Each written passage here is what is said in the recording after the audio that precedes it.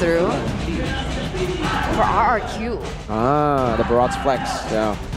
With the Ling Band, they ensure a safe path for themselves because, you know, the Barats is a way to actually, you know, try to stop the Ling in the farming department. So with the Barats really picked up as flex for Alter Ego, the Ling could come through. So it's a good read by RRQ there. Now for Alter Ego. Banned out the Grok, banned out the Mathilda. What else do they want to go for here to take away from Ruby? RRQ? Ruby's already been taken away by RRQ themselves. Yeah. Do they want to take a Franco away from Vin? It's something where, oh, okay, they do. He hasn't found a lot of success on the Franco recently, but we all know how good he can be when he's given it at the right time. No Franco, no Ruby, no Grok. Usually it's Mathilda, but no Mathilda as well. Do RRQ go back to their signature? Back in M4, if you remember, Vin, Kaja is what he goes for. No, they go Minotaur. It's a safer choice, especially with the neutral objective control with the Frederick. That's what I was thinking, right? I would have thought that Alter Ego wanted to go for the Minotaur ban instead. But the fact that they went for the Franco, is it a respect ban for Vin, or are they signaling they still might utilize an assassin in the jungle? Oh. They do want to go for an assassin. What, Fanny? What assassin? I'm thinking if they want to go for assassin, what, Fanny, right? Because like, but against a Minotaur and a Fredrin, yeah, it'll be way too risky, man. There's so much knockups that can stop your cable. So it's a Kaja for Alter Ego and the Yuzong. That's a very good response here, right? For a composition like RRQ has cooked here, a lot of AoEs, you want to pinch them one by one. And perhaps the Kanja is going to be the answer here, right? Yuzong, very good EXP laner to stabilize, also to perhaps zone out, create two perimeters for Alter Ego for that fight, which somehow weakens the power of that team fight from RRQ. I agree with that, but on the other hand, I'm concerned that that is going to be a resource given to the Valentina. The Divine Judgment can be taken away, the Black Dragon form can be taken away, but again, they commit with this Thamus in the EXP lane. Is this the new strong EXP? It might be. I wrote down 3 different possibilities. Thamus, Terizla, X-Borg. They go for the Thamus because it worked in game number 1 as well. Technically up against a Moskov, it's really good too. Pop in that Vengeance and you'll practically be hitting yourself when you hit the Thamus. What about the lane with the Yuzong in the EXP lane? It's actually pretty okay. Like, it's a skill matchup as well. You just need to choose when to go in. If it's an all-out trade, then actually, if it's an all-in, it's Thamus' favor. But if it's just small trades, Yuzong should be able to get it done just with a passive proc and then back away again. But for setup, still the same for Alter Ego. You can see the lineup rating and the counter index in favor of Alter Ego. And this is it, ladies and gentlemen, the moment of the definition of both of these teams. One more game away of securing that playoff spot. Rexrec and Kaon. Can they do this? Can they achieve the impossible? Everyone has written them off this season. But again, we saw it back in the day on the posters of the super fans, right? Yeah. We will not go down. I'm excited to see what RRQ have cooked up for game number 2 and whether or not Alter Ego can find a comeback and force a game number 3. But already we do see that they do have a little bit of an advantage in this mid trio. With the Minotaur and the Valentina over the Kaja and the Vexana for sure, especially considering Vin went for the Concussive Blast, so extra clearing potential. And wow, Vin with the Inspire too, so he's looking for that cooldown to look for as many knockups as possible. Meanwhile, for Rossi, it's a bit different. Clay Inspired, Kite Rupture, and the Wilderness Blessing. For Rossi, it's all movement speed. Wants to be as active as he can possibly be in this game to look for those pickoffs all around the map. For the gold laners, both of them have decided to play it a bit more safe. But yeah, okay. Whoa, Skylar actually winning it out in the gold lane, poking him down. Impressive. Without the help of Vin as well, right? So it's a very good Claude that Skylar is doing here top lane. Meanwhile, Nino needs to adjust. In the mid, very chaotic here even from the second wave, where RRQ now rotating already towards the bottom side of the map. By the way, I just realized that this is a debut pick Moscow for Nino. So when you're talking about adjustments, he also needs to adjust on the fly here, going head-to-head with one of the best gold laners already. On his signature hero, at that, right, Skylar on the Claude. And you can already see him kind of faltering in that particular lane. You start to see through it. Meanwhile, for both of these junglers, they are going to start posturing for the next neutral objective. You can see Irad already starting it up, but both of these players are on the same level. So 50-50, Rossi not yet level 4. So he can't use that Divine Judgment in this setup. Not yet for indeed. See here, they have Black Dragon form though to zone out players.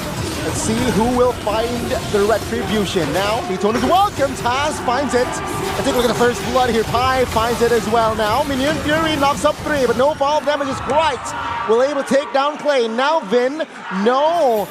Need to flicker out of the situation. His alter ego finds the first home run. Now, top side, Skylar versus Nino. I have to say it's even. Rossi still has the...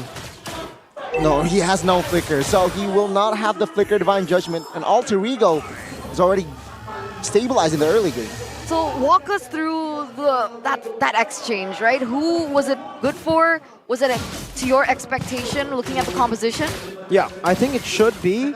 The way it played out exactly as expected with the Yuzong over the Thamas. You do have a little bit more pressure to counter in the neutral objective department to actually secure the neutral objectives, especially with the Barats against the Frederick. No Mathilda this time, right? That's a big pointer there for RRQ. So it is a bit harder for them to go for these skirmishes, but I think for Clay as well, he just found it really hard to get through the damage coming in from Krite. Really good peel, and they're looking for another possible fight. Nope, both of them chill out again. So for RRQ, I think they're more... It's going to be a bit tougher for them to win out in the early game. For Alter Ego, this is the template start that they really love to utilize every single time in all of their wins. So it's all going according to plan. Let's take a look at the items, in-game equipment by Dunia Games. Steel leg plates for the Tamas and also for the Fredrin, Irad, who's now a level down of Taz, who has the Dreadnought armor, and it's an instant NOD, by the way, for Krite. Looking to lock down that healing from the Minotaur ASAP. Yeah, doesn't even finish his boots, just straight onto that. And so what are the winning conditions for RRQ? Do they try and go for the contest on these objectives? Do they let it go? Do they wait for Skylar's power spike? What is the expectation here? They need to kite it. They need to be able to engage and then re-engage later on. Well, actually, sorry, disengage and then re-engage later on. With the Thamas, with the Valentina as well, you have really good consistent damage coming out later on, but if you go in for just trades, like a burst of damage, Alter Ego will have the advantage. Clay, Divine Judgment steal? See here, Clay finds Divine Judgment, but take a look at the turtle. Taz finds it again. Now Rad distracted, petrified as well. Appraisal's Rad will not connect as a Rad will be taken down. Alter Ego looking to collapse more as Vin now might be a potential target, but no, Alter Ego said there's a purple buff, let's go for it.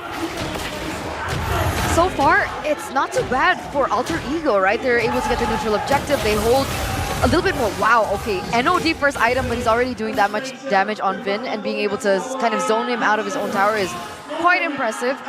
But again, what we saw from game number 1 is a lot of overcommitments coming in from Alter Ego, and we don't really see that there here, which is a good start. Alter Ego with a 3k gold lead, and it looks like they're pressing for more. Nino, I'm afraid if he goes for a snowball. Yeah, we're actually seeing it from RRQ, the mistakes of Alter Ego from game 1. Now on RRQ, because they are overcommitting here when they should not be. Alter Ego still have a big advantage when it comes to the neutral objective contest because of the AoE CC that they have, and also the big guy stacks and Taz being a whole level ahead of Irad after the first turtle. Even though Clay stole Divine Judgment, it's still very situational. Oh, yeah, Daytona's welcome on towards Vin with the Terrifying. It will lock him down 6 feet under. Now good, airborne on towards Irad, and he will fall next. It seems like Clay and Skylar will not have space to get out. Alter Ego, they smell blood, they claim blood as well as Clay will be the next on the top lane alongside Skylar. And Alter Ego, that was 2,000 gold lead, escalated to a 5,000. This is the exact same story that we saw in game number 1. Nino is dishing out that damage. I don't even think he's at his power spike yet, is he? Nino? Yeah. No, he's not at his power spike yet. So imagine when he does get that power spike. He has the corrosion side and the golden staff at the same timing, by the way, as Skylar got it last game as well. So yeah, it's almost the same game, just on reverse. Yeah. It's played for Alter Ego and RRQ. They're making even more mistakes in Alter Ego in game number 1. They are fighting, and they are way further away from their own power spikes. At least for Alter Ego, it made sense for them to gamble in the early game. In game number 1, they had a Roger, they had a Barats. RRQ have a Claude, and they want to fight early. This is going to end up pretty much the same if RRQ continue to fall under the pressure as Alter Ego continue their snowball. Because really, for Alter Ego, there's nothing stopping them for going for these invades. There's not even any pickup potential for RRQ technically, unless Clay steals that Divine Judgment. No, Rossi has the quicker Divine Judgment. We'll save it for now. As RRQ, they will still defend that mid. Spirit of Destruction connects towards the top side, and Skylar now receiving a lot of heat. Taken down as well. Pi was there to assist and kill the steal. Brutality. Still the kill. Brutality. He commits, he knows he's ahead, and he knows that Claude has not reached that power spike, and he knows in it 2v1 that he's going to get something out of it, but look at this. Oh, the bait from Rossi. And now Alter Ego will want business. Dawn very low. Oh my goodness, Vin caught. Suppress as well. Dawn falling first though, as Vin will be next. And RRQ, they have literally zero answer to Alter Ego's comp. 9,000 gold lead for the three-face mass. It's an even bigger gap than we saw in game number 1. 9,000 in 8 minutes. It's hard to pull off the Claude against the Moskov. We gave Skylar the benefit of the doubt. You know, it's his comfort pick. But so far, it's all Alter Ego. RRQ in game number 1 gave 2 kills over to Alter Ego. Alter Ego might not even give them 1 this game. That's how dominant they are. They are beating the clock. We're not even in the 9th minute, and they have a 9.6k built to a 9.7k. At this point, they might even just dive to the tier 2s without the Lord. The Lord has only just spawned, and RRQ are back onto their base turrets. This isn't great. This isn't good at all. And the fact that Clay, time and time again, is persistent on using this Divine Judgment as his go-to, with being that far behind. If he goes in, wouldn't he just get instantly taken out with the damage coming through from Nino and Krike now? Anyone walks up, they're dead. Black Dragon formed on. Oh my goodness. Wow. Pops the ultimate. Now RRQ repositions. Alter Ego securing the Lord. Stays disciplined. Does not go for the fight. No chance. Absolutely no chance. You want to know what Nino's on already? He's about to build a Melfic Roar. He's on fire, that's true. But he's about to build the Melfic Roar. There it is. At the not even the 10th minute. He got it in 9.57. So, 3,000 gold lead above. It doesn't even matter if Taz gets caught, right? Oh, let's see. Suppressed Taz, still soaking damage, gets taken down though. Alter Ego now looking to stabilize. Nino, my goodness, finds a double. Looking for the triple as a Raz sidesteps. But now Alter Ego, Nino, stop it. With the hat-trick kill, now looking for the base. A 10 minutes kill. in. A triple kill for Skylar in game number 1, and we get a triple kill from Nino in game number 2, right before they end. Dawn and Clay looking for the defense, but it will not be able to. As Alter Ego, they strike back. Welcome to game number 3. Ladies and gentlemen, if we said that RRQ wouldn't go down without a fight in game number 1, the same can be said from Alter Ego. They are brawlers, they are fighters, and they are warriors. And they will certainly go to the very end.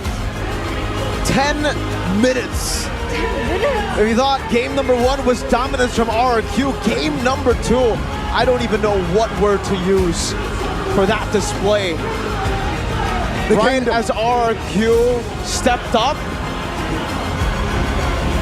Alter Ego smacked them back down, bro. Oh my goodness. making them silenced. Absolutely silenced. And the Alter champs, now you get to hear them. Suddenly they're mute.